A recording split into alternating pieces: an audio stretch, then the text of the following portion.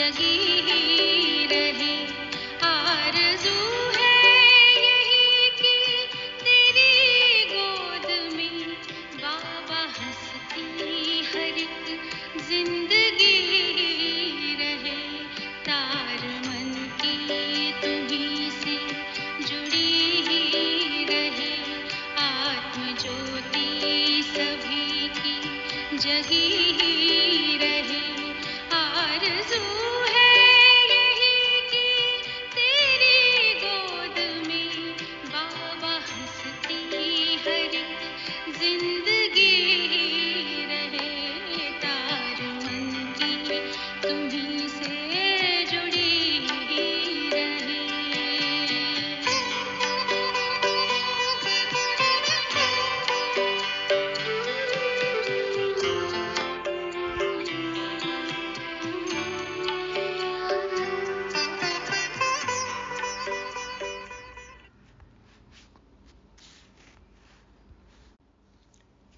ओम शांति।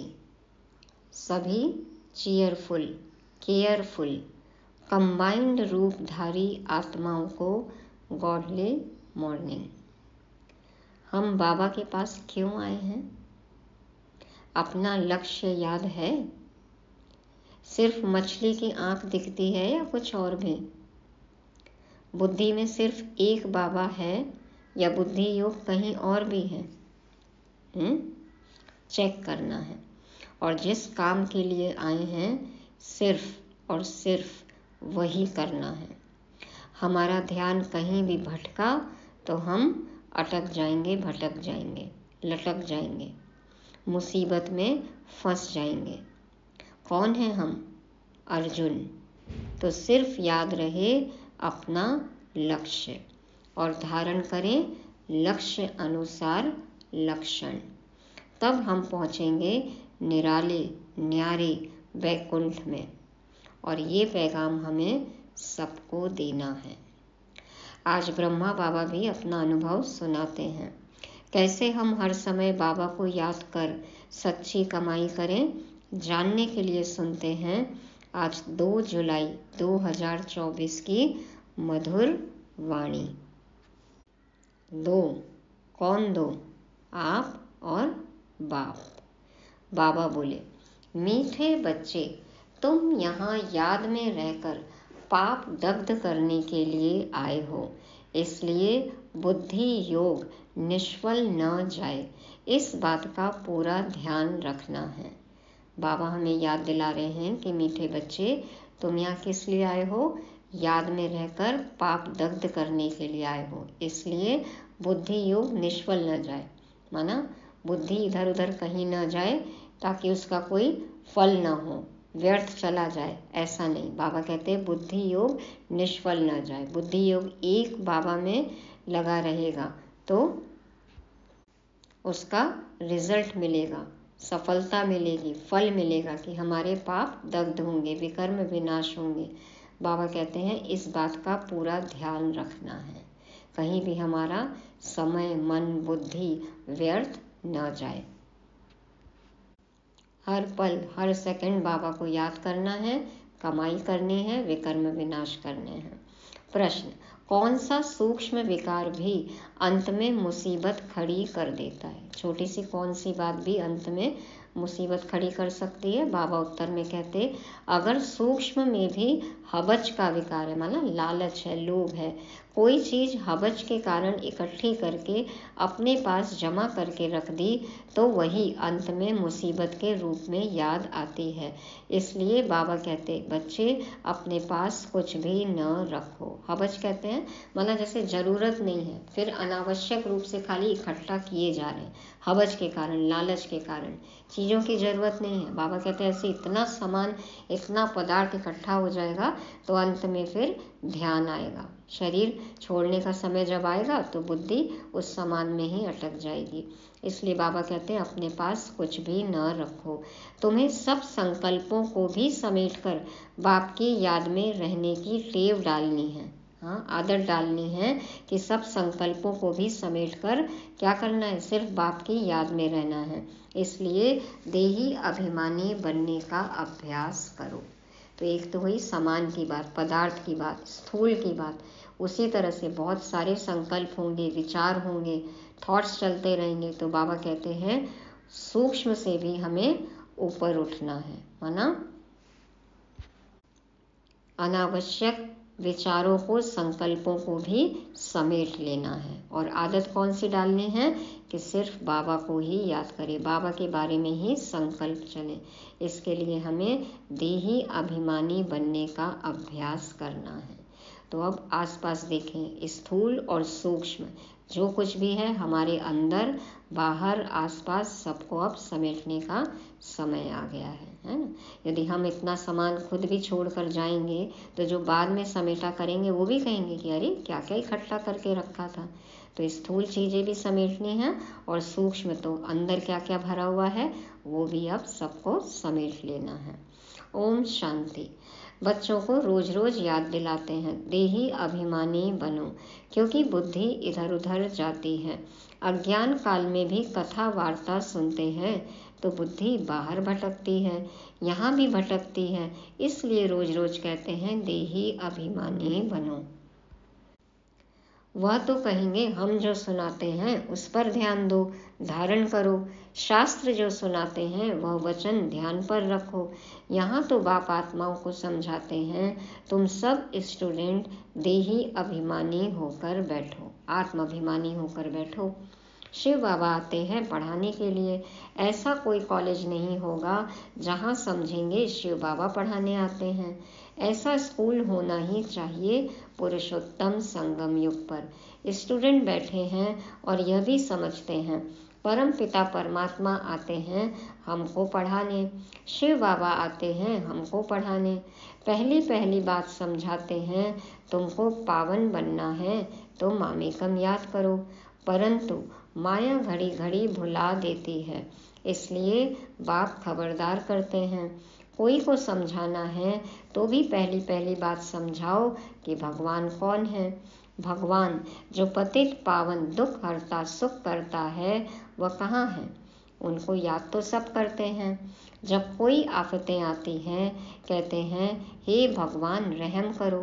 किसको बचाना होता है तो भी कहते हैं हे भगवान, ओ गॉड हमको दुख से लिबरेट करो। दुख तो सबको है, यह तो पक्का मालूम है। सतयुग को सुखधाम कहा जाता है, कलयुग को दुखधाम कहा जाता है। यह बच्चे जानते हैं, फिर भी माया भुला देती है। माया भुला देती है, फिर दुखधाम की तरफ जाने लगते हैं, कलयुग की तरफ जाने लगते हैं। यह याद में बिठाने की रस्म भी ड्रामा में है, क्योंकि बहुत हैं जो सारा दिन याद नहीं करते हैं, 1 मिनट भी याद नहीं करते हैं, फिर याद दिलाने के लिए यहाँ बिठाते हैं। याद करने की युक्ति बतलाते हैं तो पक्का हो जाए। बाप की याद से ही हमको सतोप्रधान बनना है। सतोप्रधान बनने की बाप ने फर्स्ट क्लास रियल युक्ति बताई है। सतोप्रधान कैसे बनेंगे, क्या युक्ति है, बाबा की याद है ना। तो पतित पावन तो एक ही है, वह आकर युक्ति बताते हैं।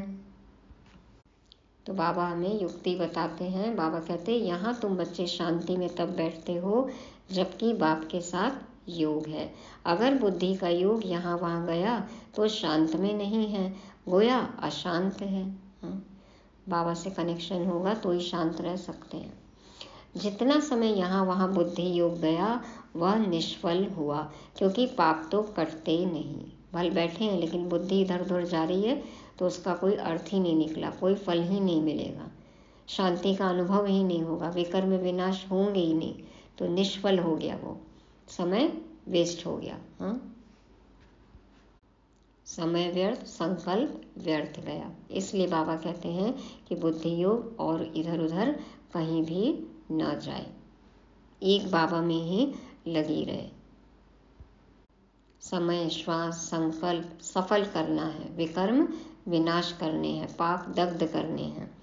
दुनिया यह नहीं जानती कि पाप कैसे कटते हैं, यह बड़ी महीन बातें हैं। बाप ने कहा है मेरी याद में बैठो, तो जब तक याद की तार जुटी हुई है उतना समय सफलता है।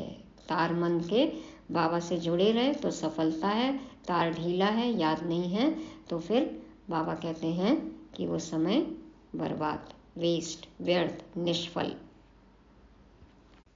तो ये बात ध्यान रखनी है। जरा भी बुद्धि इधर उधर गई तो वह टाइम वेस्ट हुआ, निष्फल हुआ। बाप का डायरेक्शन है ना कि बच्चे मुझे याद करो, अगर याद नहीं किया तो निष्फल हुआ। इससे क्या होगा? तुम जल्दी सतो प्रधान नहीं बनेंगे, फिर तो आदत पड़ जाएगी, यह होता रहेगा। आत्मा इस जन्म के पाप तो जानती है। भल कोई कहते हैं हमको याद नहीं है, परंतु बाबा कहते हैं 3-4 वर्ष से लेकर सब बातें याद रहती हैं। शुरू में इतने पाप नहीं होते हैं जितने बाद में होते हैं। दिन प्रतिदिन क्रिमिनल आई होती जाती है। त्रेता में 2 कला कम होती है। चंद्रमा की 2 कला कितने में कम होती है? धीरे धीरे कम होती जाती है। फिर 16 कला संपूर्ण भी चंद्रमा को कहा जाता है, सूर्य को नहीं कहते। चंद्रमा की है 1 मास की बात, यह फिर है कल्प की बात। पूर्णिमा से लेकर अमावस तक की बातें बाबा कह रहे हैं कि चंद्रमा की है 1 मास की बात, फुल मून से नो मून। और बाबा कहते हैं ये फिर है कल्प की बात। दिन प्रतिदिन नीचे उतरते जाते हैं, फिर याद की यात्रा से ऊपर चढ़ सकते हैं। फिर तो दरकार नहीं जो हम याद करें और ऊपर चढ़ें। सतयुग के बाद फिर उतरना है। सतयुग में भी याद करें तो नीचे उतरे ही नहीं। ड्रामा अनुसार उतरना ही है तो याद ही नहीं करते हैं। उतरना भी जरूर है, फिर याद करने का उपाय बाप ही बतलाते हैं, क्योंकि ऊपर जाना है। नीचे गिरेंगे ही नहीं तो बाबा उठाने के लिए कैसे आएंगे? तो बाबा कहते हैं उतरना भी जरूर है, गिरना भी जरूर है, सब ड्रामा में नोंद है। संगम पर ही आकर बाप सिखलाते हैं कि अब चढ़ती कला शुरू होती है, हमको फिर अपने सुखधाम में जाना है। बाप कहते हैं अब सुखधाम में जाना है तो मुझे याद करो। याद से तुम्हारी आत्मा सतो प्रधान बन जाएगी। तुम दुनिया से निराले हो। दुनिया से कैसे निराले हैं हम? देखो इस समय दुनिया किसके साथ है, किसके पास है, क्या कर रही है, और हम भगवान से पढ़ाई कर रहे हैं। तो बाबा कहते हैं तुम दुनिया से निराले हो। बैकुंठ दुनिया से बिल्कुल न्यारा है। बैकुंठ था, अब नहीं है। कल्प की आयु लंबी कर देने के कारण भूल गए हैं। अभी तुम बच्चों को तो बैकुंठ बहुत नजदीक दिखाई देता है, दिखता है स्वर्ग। बाकी थोड़ा टाइम है, अब तो आया कि आया बस। याद की यात्रा में ही कमी है, इसलिए समझते हैं अभी टाइम है। याद की यात्रा जितनी होनी चाहिए उतनी नहीं है। तुम पैगाम पहुंचाते हो ड्रामा के प्लान अनुसार।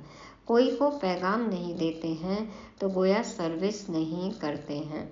सारी दुनिया में पैगाम तो पहुंचाना है कि बाप कहते हैं माँ में कम याद करो। गीता पढ़ने वाले जानते हैं एक ही गीता शास्त्र है जिसमें यह महावाक्य है, परंतु उसमें श्री कृष्ण भगवानुवाच लिख दिया है, तो याद किसको करें? भल शिव की भक्ति करते हैं परंतु यथार्थ ज्ञान नहीं जो श्रीमत पर चले। देहधारी को तो सब नहीं मानेंगे ना, निराकार को देखो सब मानते हैं अपने अपने तरीके से, अपने अपने नाम रखते हैं अलग अलग धर्म अनुसार।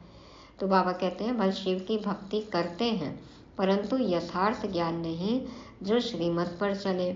इस समय तुमको मिलती है ईश्वरीय मत, इनके पहले थी मानव मत। दोनों में रात दिन का फर्क है। मानव मत कहती है ईश्वर सर्वव्यापी है, ईश्वर की मत कहती है नहीं। तो ये तो भावना की बात है कि हर जगह हमें ईश्वर दिखता है या ईश्वर का अनुभव होता है, प्यार का अनुभव होता है। बाकी ये सत्य नहीं है, सिद्धांत नहीं है कि ईश्वर सर्वव्यापी है, ये भावना की बात है। तो बाप कहते हैं मैं आया हूँ स्वर्ग की स्थापना करने, तो जरूर यह नर्क है। यहाँ 5 विकार सब में प्रवेश है। विकारी दुनिया है, तब तो मैं आता हूँ निर्विकारी बनाने के लिए। जो ईश्वर के बच्चे बने उनके पास विकार तो हो नहीं सकते। रावण का चित्र 10 शीश वाला दिखाते हैं, कभी कोई कह न सके कि रावण की सृष्टि निर्विकारी है। तुम जानते हो अभी रावण राज्य है, सभी में 5 विकार हैं। सतयुग में है राम राज्य, कोई भी विकार नहीं। इस समय मनुष्य कितने दुखी हैं, शरीर को कितने दुख लगते हैं। यह है दुख धाम। सुख धाम में तो शारीरिक दुख भी नहीं होते हैं। अभी तो शारीरिक कर्म भोग भी है ना। बाबा कहते हैं वहाँ तो निरोगी काया है। यहाँ तो कितनी हॉस्पिटल्स भरी हुई हैं। इनको स्वर्ग कहना भी बड़ी भूल है। तो समझकर औरों को समझाना है। वह पढ़ाई कोई को समझाने के लिए नहीं है। इम्तहान पास किया और नौकरी पर चढ़ा। आजकल तो देखो बेरोजगारी है, नौकरी भी नहीं है। यहाँ तो तुमको सबको पैगाम देना है। सिर्फ एक बाप थोड़े ही देंगे। जो बहुत होशियार हैं उनको टीचर कहा जाता है, कम होशियार हैं तो उनको स्टूडेंट कहा जाता है। तुम्हें सबको पैगाम देना है, पूछना है भगवान को जानते हो? वह तो बाप है सबका। तो मूल बात है बाप का परिचय देना, क्योंकि कोई जानते नहीं है। ऊंच ते ऊंच बाप है, सारे विश्व को पावन बनाने वाला है। सारा विश्व पावन था जिसमें भारत ही था, और कोई धर्म वाला कह न सके कि हम नई दुनिया में आए हैं, क्योंकि वो तो आधे कल्प के बाद आते हैं ना, पुरानी दुनिया में आते हैं। तो बाबा कहते वो कह नहीं सकते कि हम नई दुनिया में आए हैं। वह तो समझते हैं हमारे से आगे कोई होकर गए हैं। क्राइस्ट भी जरूर कोई में आएगा, उनके आगे जरूर कोई थे। कहते ना 3000 साल पहले स्वर्ग था, क्राइस्ट से पहले। तो बाप बैठ समझाते हैं मैं इस ब्रह्मा तन में प्रवेश करता हूँ। यह भी कोई मानते नहीं कि ब्रह्मा के तन में आते हैं। इतने साधारण रीति देखो रहते हैं ना, इसलिए मानते ही नहीं हैं। तो बाबा कहते हैं यह भी कोई मानते नहीं कि ब्रह्मा के तन में आते हैं। अरे ब्राह्मण तो चाहिए जरूर, ब्राह्मण कहाँ से आएंगे? जरूर ब्रह्मा से ही तो आएंगे ना। अच्छा, ब्रह्मा का बाप कभी सुना? वह है ग्रेट ग्रेट ग्रैंड फादर। उनका साकार फादर कोई नहीं। ब्रह्मा का साकार बाप कौन? ब्रह्मा का साकार बाप कौन है? कोई बतला न सके। ब्रह्मा तो गाया हुआ है, प्रजापिता भी है। जैसे निराकार शिव बाबा कहते हैं उनका बाप बताओ, फिर साकार प्रजापिता ब्रह्मा का बाप बताओ। शिव बाबा तो एडॉप्ट किया हुआ नहीं है, यह एडॉप्ट किया हुआ है। शिव बाबा तो स्वयंभू है ना, स्वयंभू पर जो अवतरित हुआ, जिसको कि शंभु शंभु कह दिए। तो बाबा कहते हैं ये शिव बाबा तो एडॉप्ट किया हुआ नहीं है, यह एडॉप्ट किया हुआ है। ब्रह्मा बाबा को एडॉप्ट किया ना शिव बाबा ने, तो कहेंगे इनको शिव बाबा ने एडॉप्ट किया। विष्णु को शिव बाबा ने एडॉप्ट किया है, ऐसा नहीं कहेंगे। या तो तुम जानते हो ब्रह्मा से विष्णु बनते हैं, एडॉप्ट तो हुआ नहीं। शंकर के लिए भी बताया है, उनका कोई पार्ट है नहीं। तो ब्रह्मा विष्णु शंकर का राज तो पता है ना सबको। तो बाबा कहते हैं ब्रह्मा सो विष्णु, विष्णु सो ब्रह्मा, यह 84 का चक्र है। शंकर फिर कहाँ से आया? उनकी रचना कहाँ है? बाप की तो रचना है, वह सब आत्माओं का बाप है। और ब्रह्मा की रचना है सब मनुष्य। शंकर की रचना कहाँ है? शंकर से कोई मनुष्य दुनिया नहीं रची जाती। बाप आकर यह सब बातें समझाते हैं, फिर भी बच्चे घड़ी घड़ी भूल जाते हैं। हर एक की बुद्धि नंबरवार है ना, जितनी बुद्धि उतनी टीचर की पढ़ाई धारण कर सकते हैं। यह है बेहद की पढ़ाई। पढ़ाई के अनुसार ही नंबरवार पद पाते हैं। भल पढ़ाई एक ही है मनुष्य से देवता बनने की, परंतु डायनेस्टी बनती है ना। यह भी बुद्धि में आना चाहिए कि हम कौन सा पद पाएंगे। राजा बनना तो मेहनत का काम है। राजाओं के पास दास दासियां भी चाहिए। दास दासियां कौन बनते हैं यह भी तुम समझ सकते हो। बाबा कहते हैं अच्छी रीति पढ़ाई की श्रीमत पर चले तो राजा बनेंगे। पढ़ाई में आनाकानी की तो दास दासियां नौकर चाकर चूकर बनेंगे। कौन क्या बनता है समझ सकते हो। नंबरवार पुरुषार्थ अनुसार हर एक को दासियां मिलती होंगी। तो ऐसा नहीं पढ़ना चाहिए जो जन्म जन्मांतर दास दासी बने। पुरुषार्थ करना है ऊंच बनने का। तो सच्ची शांति बाप की याद में है। शांति किसमें है, कहाँ है? बाबा की याद में। जरा भी बुद्धि इधर उधर गई तो टाइम वेस्ट होगा, कमाई कम होगी, शतोप्रधान बन नहीं सकेंगे। यह भी समझाया है कि हाथों से काम करते रहो, दिल से बाप को याद करो। शरीर को तंदुरुस्त रखने के लिए घूमना फिरना यह भी भल करो, ये तो बहुत ज़रूरी है। हाँ, तो बाबा के साथ ही घूमो, परंतु बुद्धि में बाप की याद रहे। अगर साथ में कोई हो तो झरमुई झगमुई नहीं करनी है। हाँ, चले वॉक पे, फिर पर चिंतन करते हैं, प्रदर्शन करते हैं, गॉसिप करते हैं। बाबा कहते हैं यह तो हर एक की दिल गवाही देती है। पता है ना, खुद को तो जानते हैं क्या करते हैं। तो बाबा कहते हैं यह तो हर एक की दिल गवाही देती है। बाबा समझा देते हैं, ऐसी अवस्था में चक्कर लगाओ। पादरी लोग जाते हैं एकदम शांत में। तुम लोग ज्ञान की बातें सारा समय तो नहीं करेंगे।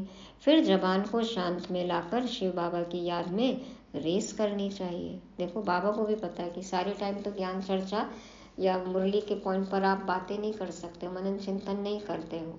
तो इसलिए कुछ और बोलने के बजाय, अनर्गल बोलने के बजाय, व्यर्थ बोलने के बजाय शांत रहो, जबान को शांत रखो और बाबा को याद करो। जैसे खाने के समय बाबा कहते हैं याद में बैठकर खाओ, अपना चार्ट देखो। बाबा अपना तो बताते हैं कि हम भूल जाते हैं। ब्रह्मा बाबा, कोशिश करता हूँ, बाबा को कहता हूँ बाबा हम पूरा समय याद में रहूँगा, आप हमारी खांसी बंद कर दो, शुगर कम करो। बाबा कहते थे ना, आपको मुरली चलानी पड़ती है स्तन से, तो आप खांसी बंद कर दीजिए तो अच्छे से मुरली चला सकेंगे आप। ब्रह्मा बाबा शिव बाबा को कहते। तो बाबा बोले नहीं, मैं अपना काम कर लूँगा, जो तुम्हारा कर्म भोग है ये तो तुम्हें भोगना ही होगा। तो देखो, बाबा तो एकदम साक्षी। तो बाबा कहते हैं कि मैं बोलता हूँ बाबा को कि आप हमारी खांसी बंद कर दो, शुगर कम करो। अपने साथ जो मेहनत करता हूँ वह बताता हूँ, परंतु मैं खुद ही भूल जाता हूँ, तो खांसी कैसे कम होगी। जो बातें बाबा के साथ करता हूँ वह सच सुनाता हूँ। बाबा बच्चों को बता देते हैं, बच्चे बाप को नहीं सुनाते, लज्जा आती है। ब्रह्मा बाबा तो देखो हम लोग को भी बता रहे हैं, बाबा को भी बता देते हैं। और बाबा कहते हैं लेकिन बच्चे बाप को नहीं सुनाते हैं, लज्जा आती है। झाड़ू लगाओ, खाना बनाओ तो भी शिव बाबा की याद में बनाओ, तो ताकत आएगी। हाँ, बाबा की याद में झाड़ू लगाएंगे तो सफाई भी अच्छे से होगी। तो घर में भी झाड़ू लगाना, सेंटर पे भी झाड़ू लगाना और मन में भी झाड़ू लगाना है। हाँ, बाबा कहते हैं तब ताकत आएगी। यह भी युक्ति चाहिए, इसमें तुम्हारा ही कल्याण होगा। फिर तुम याद में बैठेंगे तो औरों को भी कशिश होगी। एक दो को कशिश तो होती है ना। जितना तुम जास्ती याद में रहेंगे उतना सन्नाटा अच्छा हो जाएगा। शांति का वातावरण तो सबको अच्छा लगता है ना। एक दो का प्रभाव ड्रामा अनुसार पड़ता है। याद की यात्रा तो बहुत कल्याणकारी है, इसमें झूठ बोलने की दरकार नहीं है। सच्चे बाप के बच्चे हैं तो सच्चा होकर चलना है। बच्चों को तो सब कुछ मिलता है, विश्व की बादशाही मिलती है, तो फिर लोभ कर 10-20 साड़ियाँ आदि क्यों इकट्ठी करते हो। हाँ, 10-20, सिर्फ 10-20 चेक करो अपने अपने वार्डरोब सब। अगर बहुत चीज़ें इकट्ठे करते रहेंगे तो मरने समय भी याद आएगी। इसलिए मिसाल देते हैं कि स्त्री ने उनको कहा लाठी भी छोड़ दो, नहीं तो यह भी याद आएगी। और सब सामान तो दूर, लाठी पकड़ कर चलते तो बोले वो भी छोड़ दो, लाठी को भी याद मत करो, इसको भी छोड़ दो, नहीं तो लाठी अंत में याद आएगी। और बहुत सारी चीज़ें इकट्ठी हैं, हाँ, नहीं भी यूज़ किया तो अंत समय में याद आएगा, अरे वो तो यूज़ ही नहीं कर पाए, वो तो रखा हुआ है। बुद्धि तो कहीं भी किसी में भी अटक सकती है ना, इसलिए ज़्यादा सामान नहीं, मन में भी ज़्यादा विचार नहीं, ज़्यादा संबंध नहीं। हाँ, सबसे बुद्धि योग हट जाए। तो बाबा कहते हैं कुछ भी याद नहीं रहना चाहिए, नहीं तो अपने लिए ही मुसीबत लाते हैं। झूठ बोलने से 100 गुना पाप चढ़ जाता है। शिव बाबा का भंडारा सदैव भरा रहता है, जास्ती रखने की भी दरकार क्या है। कितना इकट्ठा करेंगे। खाना पीना भी कितना इकट्ठा कर सकते हैं। बाबा कहते हैं भंडारा तो भरपूर है, शिव का भंडारा भरपूर। जिसकी चोरी हो जाती है तो सब कुछ दिया जाता है। तुम बच्चों को बाप से राजाई मिलती है, तो क्या कपड़े आदि नहीं मिलेंगे। जो समर्पित भाई बहन है, बाबा उनको भी कह रहे हैं कि सब कुछ मिलेगा यहाँ से, यज्ञ से। इकट्ठा करने की क्या जरूरत है। सिर्फ फालतू खर्चा नहीं करना चाहिए, क्योंकि अबलाएं ही मदद करती हैं स्वर्ग की स्थापना में। उनके पैसे ऐसे बर्बाद भी नहीं करने चाहिए। तो अपने घर को भी बाबा का यज्ञ समझते नहीं समझते हैं, बाबा का भंडारा है ना, तो बहुत सोच समझ के बाबा से पूछ के खर्च करना है, पैसे बर्बाद नहीं करने हैं। बाबा कहते हैं कि अबलाएं ही मदद करती हैं स्वर्ग की स्थापना में, उनके पैसे ऐसे बर्बाद भी नहीं करने चाहिए। वह तुम्हारी परवरिश करती हैं, तो तुम्हारा काम है उन्हों की परवरिश करना, नहीं तो 100 गुना पाप सिर पर चढ़ता है। तो बाबा का भंडारी है, बाबा का भंडारा है, सेवा स्थान मिला है, तो ट्रस्टी बनकर रहना है। अच्छा, मीठे मीठे सीखी लदे बच्चों प्रति माता पिता बाप दादा का याद प्यार और गुड मॉर्निंग। रूहानी बाप की रूहानी बच्चों को नमस्ते। हम रूहानी बच्चों की रूहानी बाप दादा को याद प्यार, गुड मॉर्निंग और नमस्ते। शुक्रिया बाबा, शुक्रिया। धारणा के लिए मुख्य सार। पहला पॉइंट, बाप की याद में बैठते समय जरा भी बुद्धि इधर उधर नहीं भटकनी चाहिए। सदा कमाई जमा होती रहे, याद ऐसी हो जो सन्नाटा हो जाए। दूसरा, शरीर को तंदुरुस्त रखने के लिए घूमने फिरने जाते हो तो आपस में झरमुई झगमुई बना परचिंतन नहीं करना है। जबान को शांत में रख बाप को याद करने की रेस करनी है। भोजन भी बाप की याद में खाना है। वरदान, निश्चय बुद्धि बन कमजोर संकल्पों की जाल को समाप्त करने वाले सफलता संपन्न भव। निश्चय बुद्धि बन कमजोर संकल्पों की जाल को समाप्त करने वाले सफलता संपन्न भव। बाप दादा समझाते हैं, अभी तक मेजॉरिटी बच्चे कमजोर संकल्पों को स्वयं ही इमर्ज करते हैं। सोचते हैं पता नहीं होगा या नहीं होगा, क्या होगा। यह कमजोर संकल्प ही दीवार बन जाते हैं और सफलता उस दीवार के अंदर छिप जाती है। खुद ही सोचते हैं कि सफलता मिलेगी या नहीं मिलेगी, ऐसा होगा या नहीं होगा, कर पाएंगे या नहीं कर पाएंगे।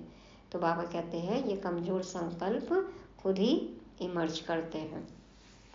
माया कमजोर संकल्पों की जाल बिछा देती है, उसी जाल में फंस जाते हैं। इसलिए मैं निश्चय बुद्धि विजयी हूँ, सफलता मेरा जन्मसिद्ध अधिकार है। इस स्मृति से कमजोर संकल्पों को समाप्त करो। जब कमजोर संकल्प आए तुरंत याद आना चाहिए स्वमान अपना कि मैं निश्चय बुद्धि विजयी हूँ, सफलता मेरा जन्मसिद्ध अधिकार है। स्लोगन, तीसरा, ज्वालामुखी नेत्र खुला रहे तो माया शक्तिहीन बन जाएगी। तीसरा कौन सा नेत्र है? ज्वालामुखी नेत्र, ज्ञान का नेत्र। ज्ञान का नेत्र, योग से शक्ति मिलती रहेगी तो माया तो उसके आगे कुछ भी नहीं है ना। कहते हैं ना, knowledge is light, knowledge is might. Jwala Devi बनकर क्या करना है? माया, रावण, विकार, पाप सब दग्ध करने हैं। सदा बाबा की याद रहे, ज्ञान का तीसरा नेत्र खुला रहे। तो ये थी आज की मुरली। रिवाइज करने के लिए 5 पॉइंट। पहला, देही अभिमानी। बाबा रोज रोज कहते हैं देही अभिमानी बनो। दूसरा, न्यारा वैकुंठ। वैकुंठ कैसा है? सबसे न्यारा। तो जो यहाँ न्यारे रहेंगे वही जाएंगे निराले न्यारे वैकुंठ में। तीसरा, परवरिश। बाबा ने हमारी परवरिश की, हाँ कर रहे हैं, तो हमें भी सबको पैगाम देना है, उनकी परवरिश करनी है। चौथा, निश्चय बुद्धि। निश्चय बुद्धि कि मैं ही विजयी हूँ, मैं सफलता मूर्त हूँ। और पांचवा, ज्वालामुखी नेत्र। ज्ञान का तीसरा नेत्र खुला रहे और योग की ज्वाला में माया को भस्म करना है। ये सब कब होगा? जब तार मन की बाबा से जुड़ी रहे। ओम शांति।